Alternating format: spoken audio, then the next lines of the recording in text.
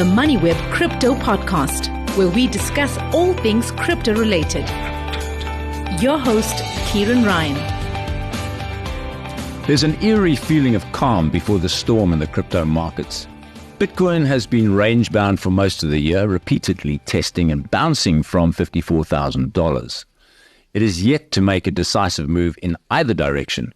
Meanwhile, interest rates have started to ease while the S&P 500 has broken new all-time highs, driven by tech stocks such as Nvidia, Broadcom, and Tesla. Bitcoin is touching $63,000 with the bulls back in control for the time being. China seems all in on fiscal stimulus, and the US Fed is doing what it usually does come election year, and that's to create a feeling of prosperity. The question is, where does Bitcoin go from here? Those anticipating a massive bull run post the halving event in April were left rather disappointed. The halving, remember, is when Bitcoin's rate of issuance is halved, and this happens every 4 years. It throttles supply and has historically been followed by a bull run. Well, to help us unpack this, we are delighted to be joined by market analyst Shivan Mudli of 880. Welcome, Shivan, for the first time on the Moneyweb Crypto Podcast, and thanks a lot for your time. Has Bitcoin broken the mold by failing to deliver a post-halving bull market, or did it just come a little bit earlier than we expected, remembering that we had quite a magnificent run earlier in the year? Hey, Kieran. Yeah, thanks for having me. You know, it's been an interesting part. Altogether from where price was to where price is now. And I think it's thrown a bit of a spanner in the works in terms of the general narrative of price action overall. And I was doing a deep dive and just, pulling back the curtain and taking away the noise. And what's interesting is I think we're just about a week away from one of the longest sideward movements since a halving. Which is quite interesting on an on-chain technical perspective. But from a bull run, I don't think we've seen that massive exponential move that we're normally used to. I think institutional anticipation is currently dominating a lot of the market and where it's moving with the ETFs and I dove into some Coinbase premium. So it really looks at the spread between Coinbase Pro and Binance, and we can see that whales have really holding a strong position around the 56 mark. So I think there's a lot of geopolitical tension, and I think election policy from the US is going to be quite significant to seeing that exponential bull run that we're used to. That's an interesting point you raise, because the election, has traditionally been a great uncertainty for financial markets in the past. Is this the case this year? Do you think we are probably going to have to wait until the US elections are done before we see a big move in Bitcoin? I think so. I was also looking at like derivative options market as well. Everyone's really looking at strikes around $80,000. And what's interesting, I think for a lot of analysts and a lot of on-chain analytical individuals, they're looking at where does the policy stand? And currently, the Republicans and Trump's party currently are showing, they're very pro-crypto and pro-regulation in terms of where they see the next 4 years. In being in that position and making the US the crypto capital. But whereas the Democrats and Kamala Harris really hasn't made any decisive decision in terms of where they stand. And I think that's some uncertainty that's really striking the market, looking at there's a lot of demand coming from the US in terms of crypto, with institutions playing in that space, and what the SEC is doing to Ripple as well as Coinbase on certain SEC charges. Yeah, just talk about that. Well, what is happening with Ripple and with Coinbase? So there was some, I would say, uncertainty around what assets were listed as securities. So Ripple case has been going on for, say, almost 2 years longer. And that's been around what is Ripple considered as in terms of a security, and how is that function? And we've seen Ripple plug into a lot of institutions and make a lot of headway in terms of them being that foundation for money remittance with their technology, which is very interesting for people who haven't dove into a lot of the white paper or the white paper produced by Ripple. From the SEC charges on Coinbase, there's a lot of uncertainty around what securities were listed and what falls under that SEC security definition. I can't remember that definition right now, but what was interesting is I think they were looking at quite a few securities that were listed on Coinbase that pose that breach SEC regulation. Right. Now, take us through some of the key economic events driving financial markets at the moment, and also describe how Bitcoin fits into this. For example, interest rates are being lowered across the globe. We have now sort of entered into the downside of the interest rate cycle. Is this likely to be good for Bitcoin? I think so. I think lower interest rates mean there's a bit more money supply to play with. However, being a dual mandate by the Federal Reserve, I think there's going to be some concerns about wage growth and how that inflation remains sticky. But one thing's for certain is that with money supply entering the market, there should be a psychology change in the retail customer that they want to put a little bit more money in BTC, whether that be the spot market in terms of just buying and holding in their MetaMask or any exchange, but also the option of now getting into ETFs. And those ETFs are really accumulating a significant amount of holdings in BTC. But in the long run, when we're looking at the policy shifts in the US, I think the elections, as I mentioned, with the aspect of Trump winning, I think that might be bullish for the crypto space, crypto regulation, because I think the Republicans might shake up a few things from where the Democrats really had their stance on sort of blockchain, crypto adoption in the US as well. You mentioned the strike prices on Bitcoin options. I suppose what's happened fairly recently, the strikes have moved up. You said $80,000. Is that a result of the polls now showing Trump perhaps slightly more in the lead in this election and therefore bullish for Bitcoin? I think the last results, I think Trump was slightly in the lead by 1% on certain swing states. I think it was a very small margin, but I don't think it was more than 1%.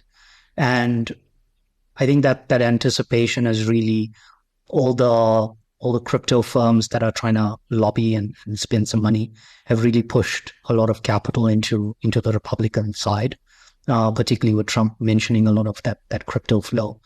But with strike prices, what's happening on chain, we're seeing a lot of calls taken up. There has been, over this past week, there has been an uptick in open interest and fund rates, which is really supportive of the activity that's happening in the derivative market. So I think that spur on with price action in the short term would ideally come from the derivative market really positioning for some uncertainty. Bitcoin market dominance is now 59%. That means Bitcoin accounts for 59% of all crypto value, the rest of that value being made up of thousands of these altcoins. Bitcoin dominance was historically, well, if you go back to 2022, it was at 40%. So there's been quite a swing away from altcoins to Bitcoin. Are people falling out of love with altcoins?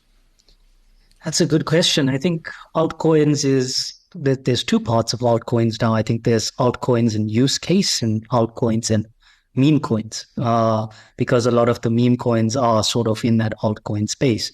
And it's become so much easier to start up your own meme coin and just create a run, make a few bucks by creating a meme coin.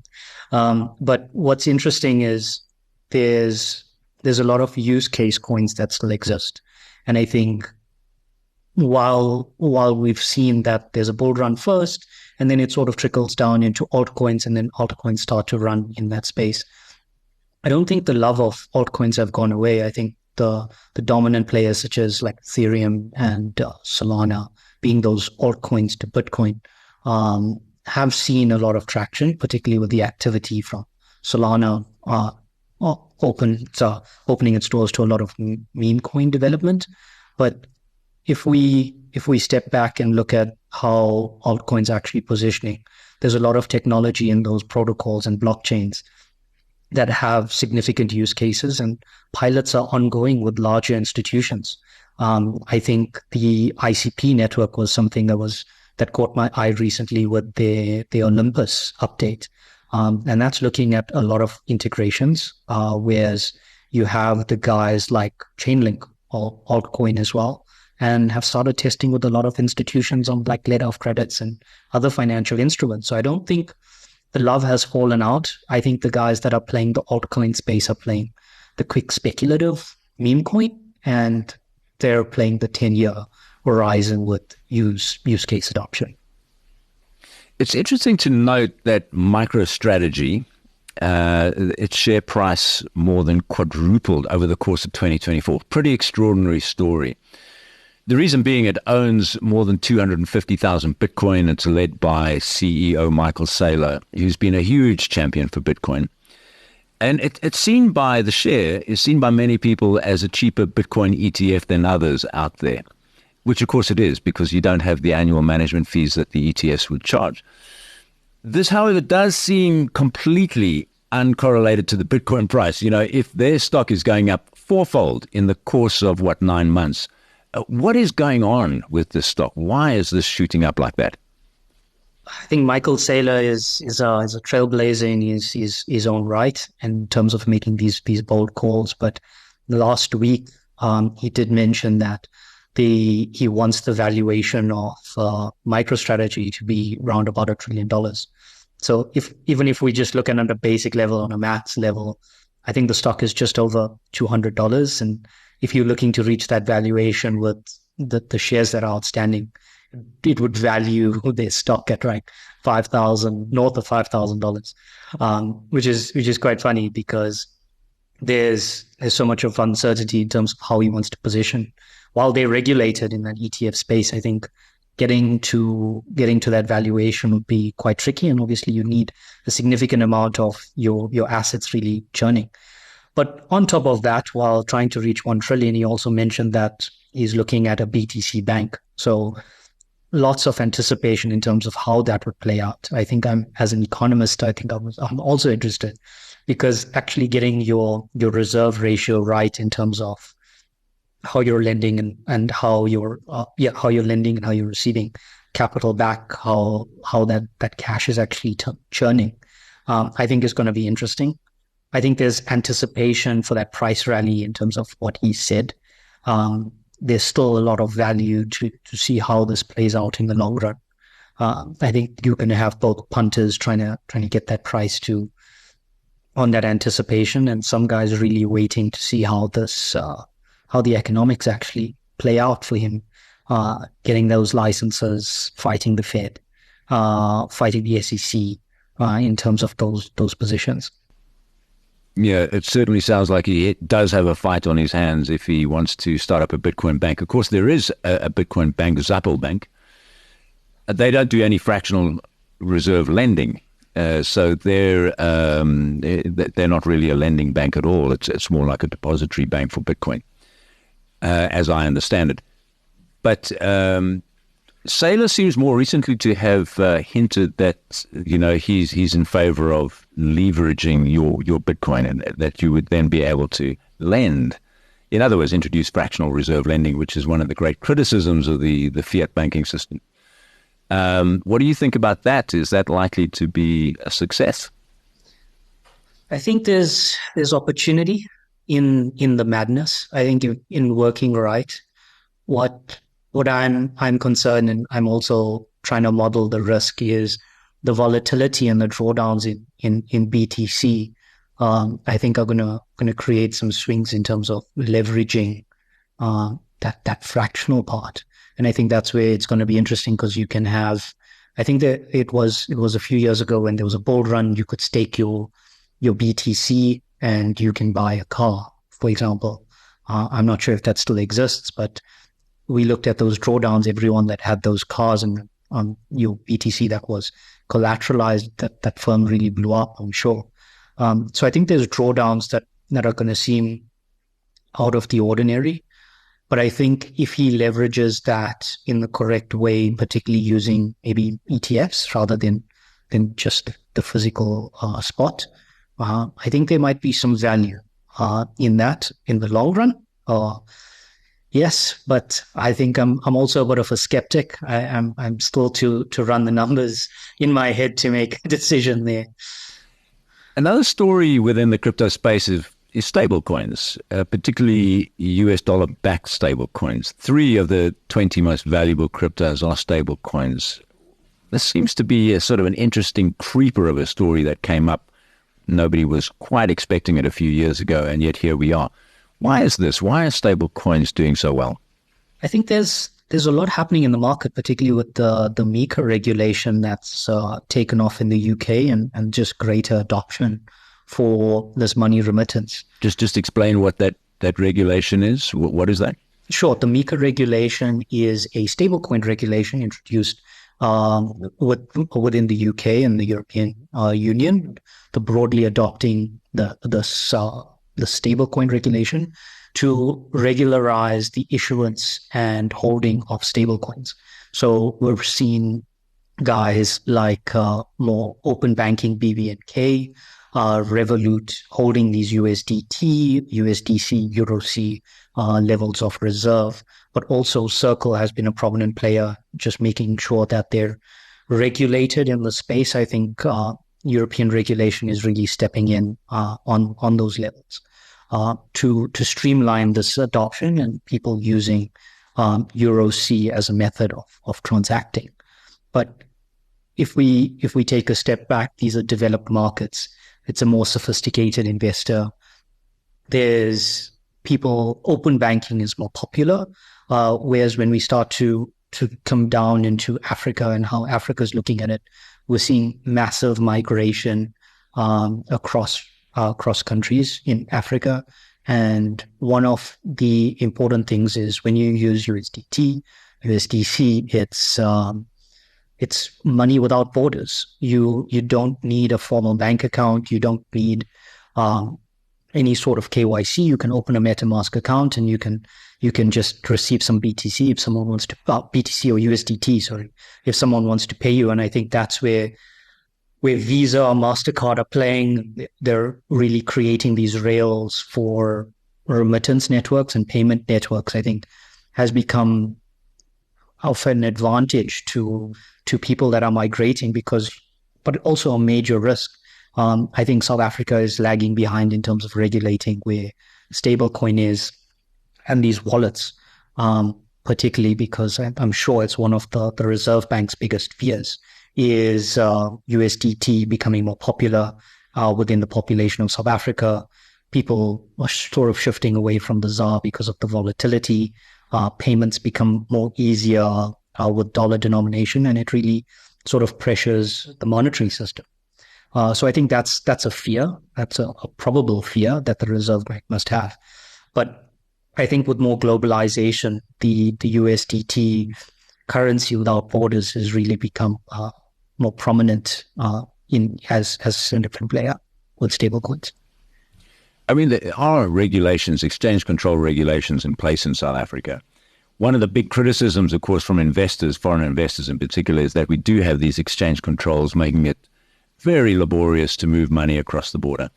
But if you are holding a US dollar-backed stablecoin like Tether or USDC, which is issued by Circle, you do have to disclose that, right? And if you've got a CASP license, you have this reporting requirement. You can't just move money across borders without notifying the authorities. So are you afraid that you might just see non-compliance? That, in other words, people are going to move money without disclosing it? Is that the fear of the Reserve Bank?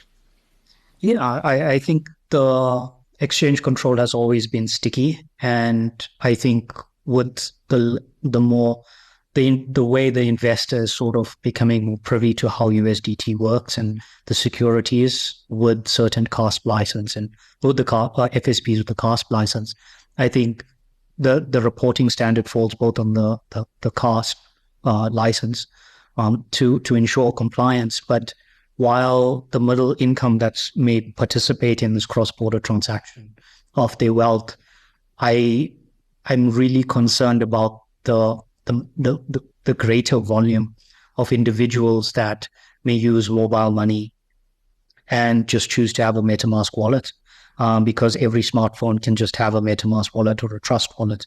And you can just buy some USDT via maybe Binance or through just someone that's more regulated. Like I'll put this example: someone comes into South Africa, they're South African, they bought USDT in their personal name, and they sell it maybe in a spaza shop or just in the rural communities to assist people in paying. And I think with the population that's underbanked, I think that USDT volume would be really significant to make a dent in terms of where demand for the ZAR might be. And I think that's a fear. That's a fear, I think, for exchange control in the long run is if banking or accessing your money becomes a lot more challenging. I think that's where MetaMask Trust Wallet, paying your gardener, for example, mobile money, or just they can be like, hey, you can send me some USDT via MetaMask, and here's my wallet details, and you can just send me like $10, $15, and I'll convert it.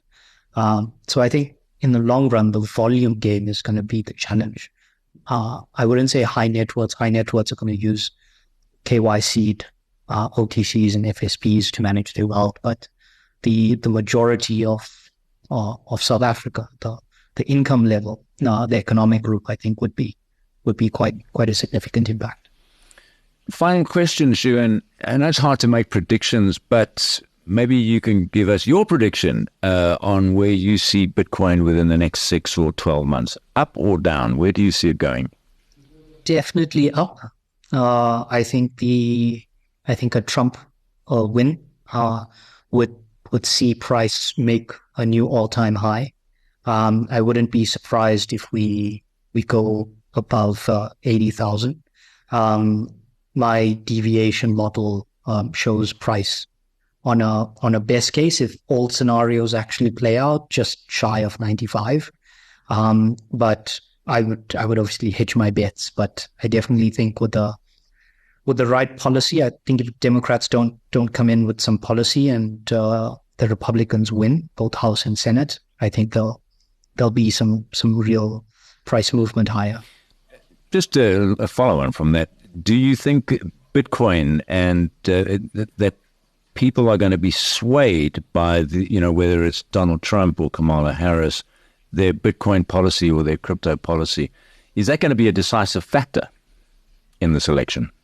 I don't think it'll be a major decisive factor, but I think there's a greater amount of the retail market that has adopted or explored cryptocurrency and holding that in their personal capacity. And I think meme coins have made a lot of millionaires in the US. And I think with the support of policy and showing that, in not printing any more money in the US, having some sort of stable reserve, which the Fed might look at. I think the Fed is holding around about $5 billion in confiscated BTC at present. So I think there's a lot of use cases that might come out of something like that. And while it's uncertain what the future holds, I think where policy currently stands in opening its doors to miners, opening its in the US, opening a more friendlier policy to having tech firms, Web3 firms moving in the US, I think is something the market would look at. And I think that's where the supportive aspect would come in. I think it is a significant percentage, but I don't think it's going to be a majority percentage that would look at that policy. All right, we're going to leave it there. Thank you very much for joining us, Shivan Mudli, who is market analyst at 880. Thanks, Kieran. Thanks for having me.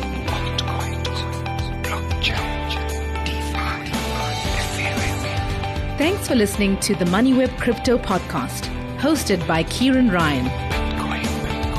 To listen to our other podcasts, go to moneyweb.co.za or the Moneyweb app and follow Moneyweb News for daily updates.